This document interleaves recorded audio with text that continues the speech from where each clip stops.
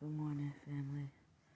It's been a while since I recorded a video or done a vlog, but I just wanted to get on today. I just got off of prayer around 8 o'clock, so I've been laying in the bed for about an hour, and I was just laying there just thinking and just meditating on all the things that I've consumed over the last couple of weeks. And I know they say you're not supposed to tell people, when you're fasting and praying, but God just impressed on me to just speak on this because I'm in a season where I'm, you know, turning away my plate, where I'm pushing my plate aside, but I also have to be aware of what I'm taking in, what I'm consuming. And as I was laying in bed and I was thinking about it, I was just going over in my mind about how, I'm such a picky eater. I'm very picky about what I eat, what I put inside my body. If I don't think it's good, I'm not going to eat it. If I don't think it tastes good, I'm not going to eat it. And as I was laying there, God was just giving me so much revelation about, like I said, consumption and what we take in. And I've been trying to study and pray and really get in my word and use my fasting time as a time to commune with God and to really hear from Him. So just laying there and thinking, like, I was just thinking about how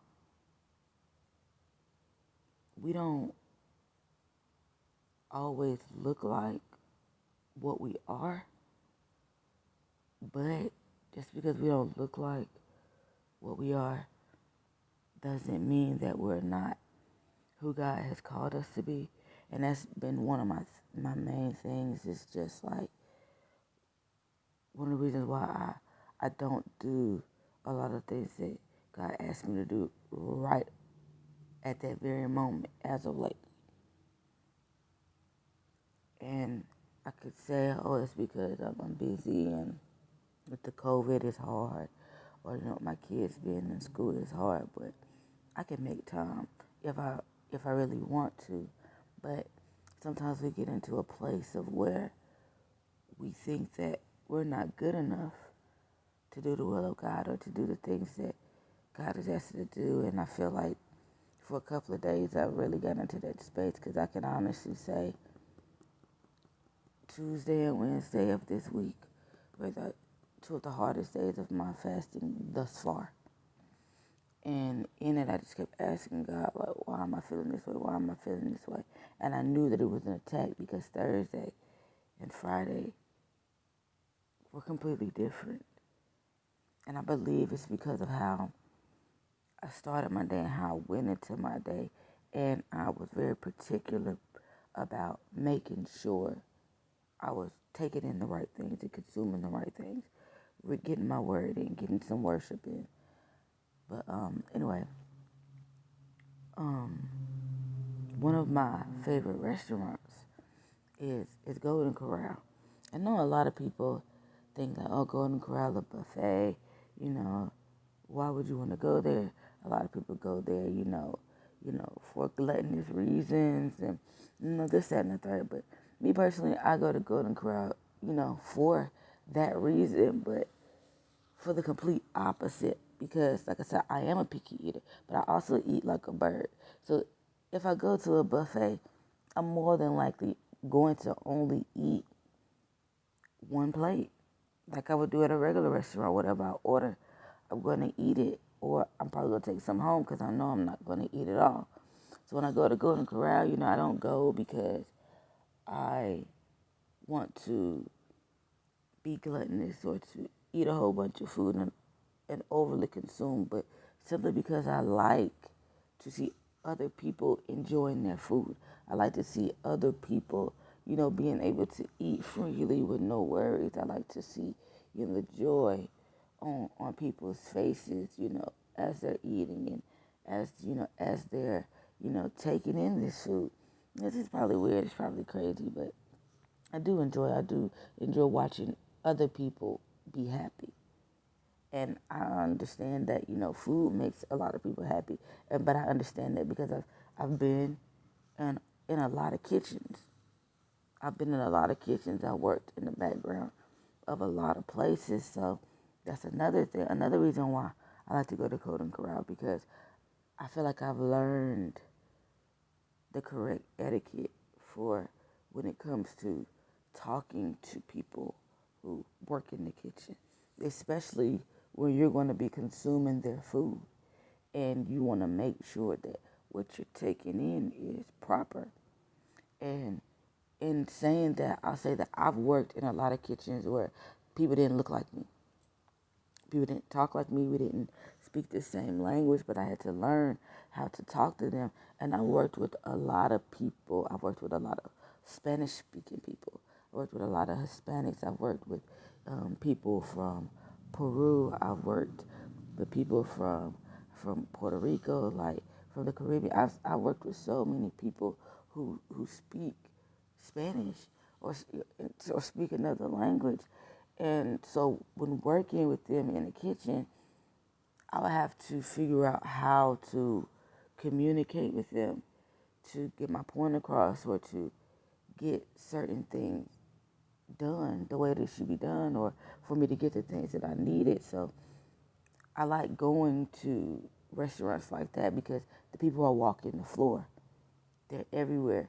When you go to the lines, the cooks are there, so you can talk to them and you can ask them for things if you want it. You can get things a certain way if you want it, if you know how to talk to them. So, like for me, like I said, I had to learn how to talk to the people in the kitchen. And what I learned working in the different kitchens I did work in was that a lot of the people, they want to be comfortable with you.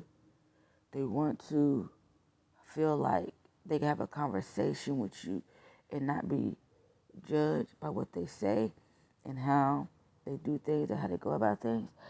So, and I said the couple that taught me the most was the Peruvian couple, and they were an older couple. Now, most people, when you talk to them, they want you to address you as Mrs. or Mister or ma'am or sir, because because of their level, they believe that they're owed a certain level of respect. Now, this man, he was 81 years old. His wife was 65, I think, 65 years old. So he was way older than her. They met when I think he was 30, she was 15, and they were in Peru, and he was already married and he had a child. So like their story was amazing to me. I know a lot of people are like, oh, she's 15, he 30, she shouldn't have married and all that, but they grew up in a different time than us, so things were different. But with them, like I said, you would think that because they're older, they would expect a certain level of respect, or they would want you to address them with a certain title. But the crazy thing is that they prefer to be called mommy and poppy. Like to them, if you called them mommy and poppy, that was a sign of respect. And I thought it was weird because I had never heard that before. Like, I'm like, what? But if you called them by their names, or if you were like, ma'am, can you give this? Or Mr. So-and-so, can you give this? They'd be like, what? Like, what you call me? Like, it was almost like, you were cursing at them or something.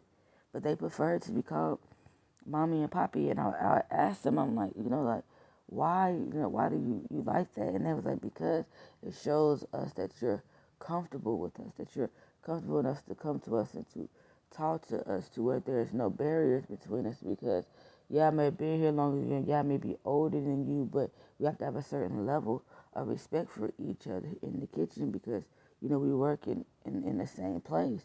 So I was like, okay, I didn't really think that it mattered. I thought that was just a thing with them. And it may be a thing with only certain people, but after working with them and hanging around them, like I started doing it when I would go to other places and I would talk to people because I don't know if a lot of people know, but most of the kitchens where you eat your food at, there are more Hispanic people in there, Mexican people in there, Spanish speaking people from all over the world working in those kitchens who don't talk like us, who don't think like us, but they have a certain way of doing things.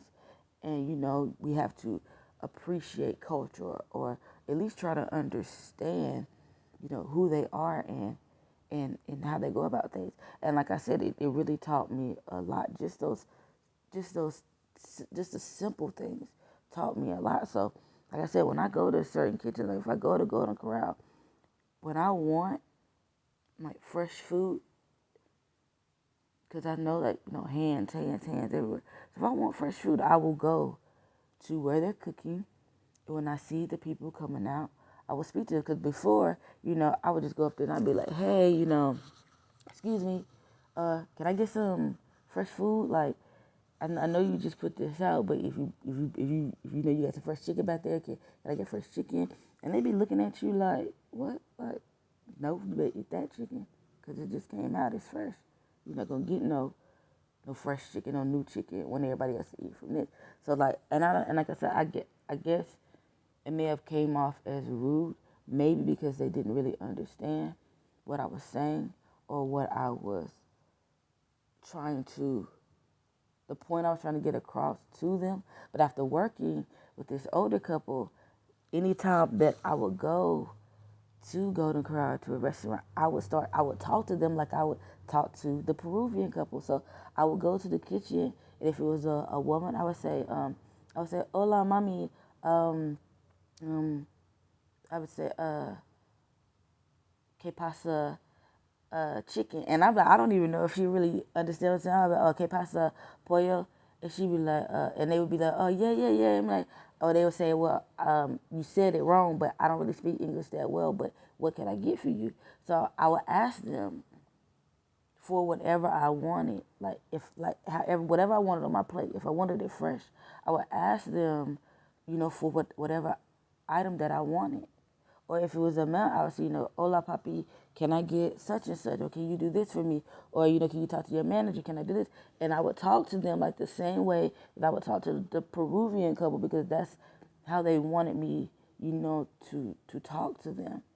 They wanted me to talk to them on their level in the way that they felt like was respect. Because to me, I thought that if you said that, like, it may have been like, come off as like sexual or something. Or that it may have been like something bad because most of the time when you hear those words or somebody is saying those words, like, I've never really heard it in a term of as a term of respect. I've always heard it in movies or from a guy trying to hit on a girl or a girl trying to hit on a guy, never thinking of, like, they think this is a sign of respect. They like to be called this, but not saying that every person who speaks Spanish, thinks this way or acts this way. But I learned that if you come to them on their level or if you try to meet them where they are, you can get different results. And I know you probably like, what does this have anything to do with consumption and food or whatever? But like I said, if you're not in the kitchen and you don't know the chef and you don't know what hands are preparing your food, you're not aware of what you're consuming. And because I am such a picky eater, I'm always aware of what I'm consuming, of what I'm putting in my body, who's touched the food, who's handled the food, how it's being handled, how it's being prepped. Because, like I said, because I've worked in a kitchen and I know how people can handle themselves in a kitchen. So that's my mind. Like, I've always been picky since I was younger, but working in the kitchen has just made my mind like even more like, okay, be aware of what you put in your body. So like I said, when I'm thinking all this and God is giving me all this, and God is like, just as particular as you are about who is preparing your food and who is putting their hands on your food and the things that you consume in your body. You need to be just as particular when it comes to spiritual things about who is feeding you, who is preparing the food that you are feasting off of. If it's a word, are you aware of the preparations that it took for that person to bring you forth this word? Absolutely not. We really don't. Because we aren't in their house. And if you're listening to pastors and preachers, and prophets and apostles and evangelists, ministers online, we don't really know what's going on behind closed doors. And it's crazy because our First Lady had sent us a snippet of a video early this week where a woman, she was talking about, doing worship, like what you're pouring out. What are you doing during the weeks? What are you taking in during the weeks and then bringing to your people and pouring out? And when I was listening to it, I was like, man, like God, you're so real, you're so right, because there was a time where I was so strategic about my spiritual walk, about who I listened to, who I talked to, who I allowed around me, who I allowed in my house, who I had conversations with. But I feel like now I've become more lenient about who I allow around me. And I honestly feel it's because I be testing the waters a little bit, even though I know it may not be good for me. I test the waters a little bit, but it's the same thing with food. You may know that something may not be good for you, but you'll taste it anyway just to see what's going to happen. That's like if you're lactose intolerant and you know that you're not supposed to consume dairy products, but you consume dairy products anyway, even though you know what the consequences are. But when the consequences come, you're like, God, why, God, why, God, why? You want to be relieved of that pain, of the turmoil that's in your body. But it's like you knew what was going to happen if you consume. And then there are times where we don't know what we're consuming. And God may give us a warning and say, don't touch that. Don't mess with that. And we still do it anyway. And the consequences of that happening, we look around like, why did this happen? Why did this happen? But it's like, you know what you're taking in. You know what you're consuming. You have to be aware because whatever you consume, you're going to release at some point. So like I said, as I was laying in my bed, and I was just thinking about it, and I was just like, we don't always look like who we are.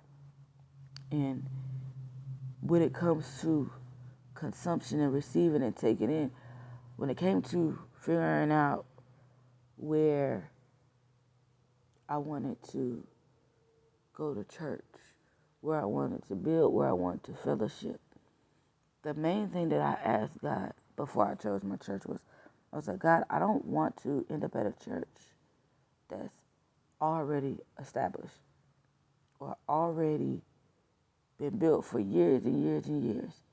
And they have this lock and hold on the way they think and believe that God should move and do things when it comes to church and kingdom.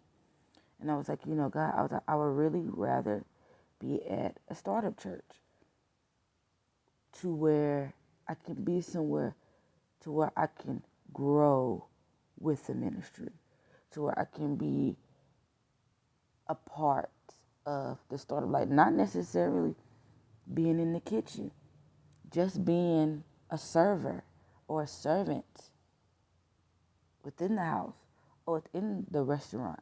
You may not necessarily be in the kitchen cooking the food or consuming the food, but you're going in and out. You're going in and out. You're a person that can bring word. If you're going to someone's table and they have an issue, you're a person that can take that issue to the kitchen to where that issue can be resolved. And then you can take that resolution to the person. And if it then can't be resolved, you also have the power to go back to the kitchen, get the chef, take the chef to the person, and then the chef can handle the situation. But I think that when it comes to church and when it comes to ministry, it should be the same way. And like I said, when I say we don't always look like what we are, but that doesn't disqualify us from, where God is trying to take us. And now say that because you can start off as a servant, but you can have the heart of a chef. You can be one that wants to prepare meals, one who wants to teach, one who wants to give guidance, one who wants to lead, but maybe you are just starting off in a place of service. You look like a servant, but you're really a chef. But does that mean that it makes you less than a chef because you're not on that level yet? Absolutely not. But that's just like in a church. If you're called to service first, but you know that God has called you to be a prophet or a pastor, an evangelist or a teacher or a minister, maybe it's for you to serve first and to be working.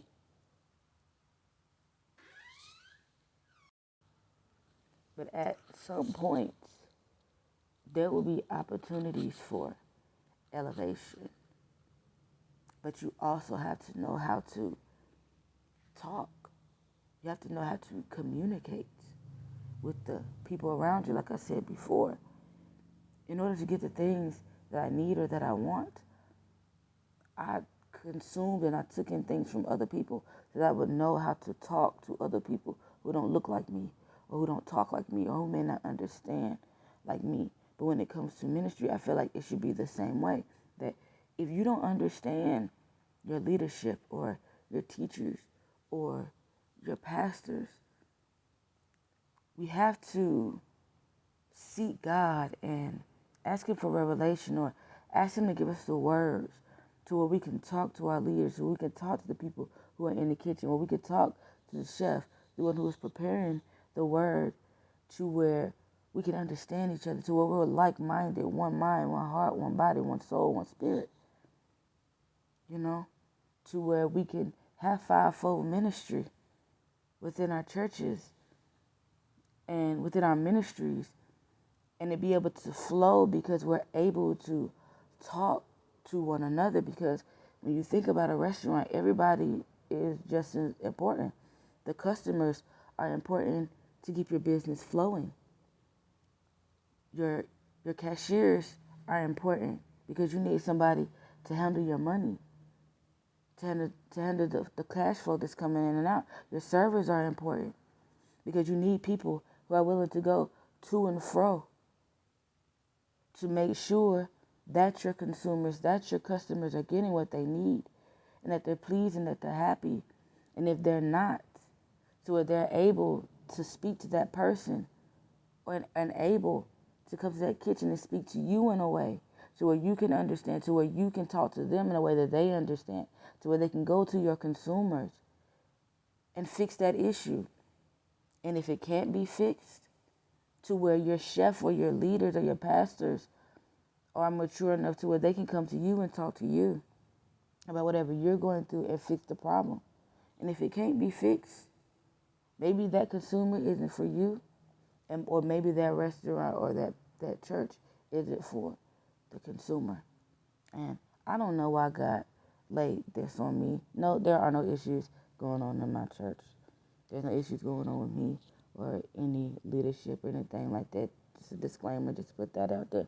But like I said, I was literally just laying in bed thinking about all of this, and I was just like, God, why am I thinking about food? Because I wasn't hungry, but I was just thinking about, like I said, about how picky I am, about how particular I am about the things I consume when I'm actually physically putting food into my mouth versus when I'm spiritually feeding myself. That I need to be just as particular, but also know that God has given me the language to where I can go into different areas and into certain rooms and be able to talk in a way that people can understand me, and that He's given me the ability to do things in a way to where whoever it is that He has sent me to will be able to reciprocate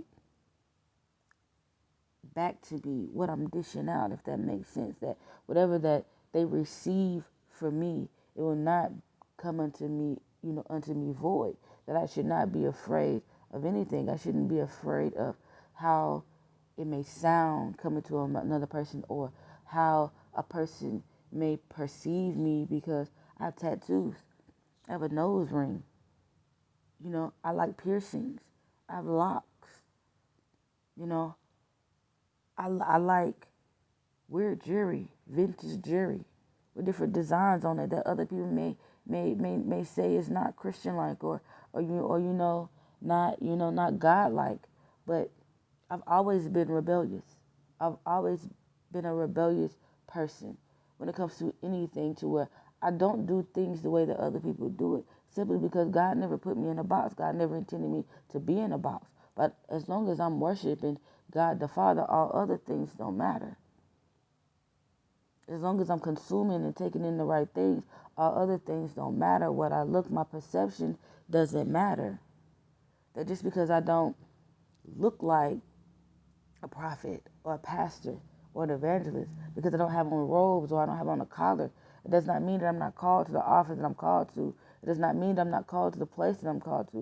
It does not mean that I should stop vlogging or stop blogging or stop posting videos or stop teaching or stop preaching or whatever it is that God has told you to do. It doesn't mean that you need to stop just because someone else doesn't agree with who you are or doesn't agree with your language or what you look like or your age or any of those things. It should not hold you back from where God is taking you. But also, if you're